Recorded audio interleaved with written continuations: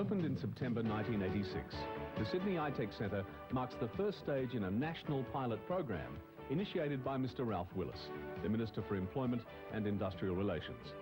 It was set up by Peninsula Community Services with a combination of government funding and corporate sponsorship, largely in the form of donations of equipment and materials. The ITeC centres really came out of one man's commitment by the name of Chris Webb, who in the United Kingdom saw a need for young people who maybe had never even had jobs to train themselves to become literate with computers so that they could go out into the workforce and work with the new technology and make themselves obviously more desirable as people to employ. In 1978-79, we decided we'd try and set up an alternative technological venue, and that was going to do three simple things. One, it was going to be a place where people who normally wouldn't have access to information technologies would have access to radical, hands-on training. Secondly, this technology centre was going to be an open access environment to the local community.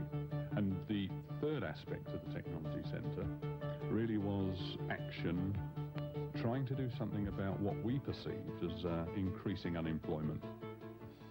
Basically, the Sydney ITeC Centre has three primary tasks or activities.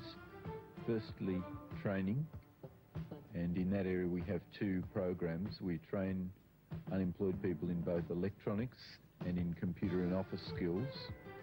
The second major activity is providing access by all sorts of groups within the community to information technology facilities that they couldn't otherwise afford. The third activity is business development support. We basically assist new one- and two-person businesses to get up and running. Our philosophy is the best way to learn it is to actually get out there and do it.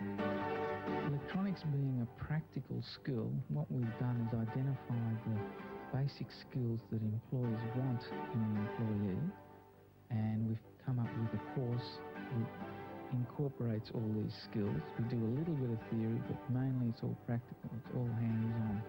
Another role of the centre is to try to generate some income, so we get the students real work from different companies. For instance, we do maintenance of our own computers. We've done some work for an alarm company. We're doing a little bit of work for IBM, things like that. We deal with trainees ranging in age from 19 to 50, most of whom have been unemployed for a significant period of time, no less than 6 months, but normally a couple of years. They range from single parents to people with various physical handicaps, migrant people with English difficulties, but probably the common thread is that we find they're very highly motivated for finding work and improving their skills.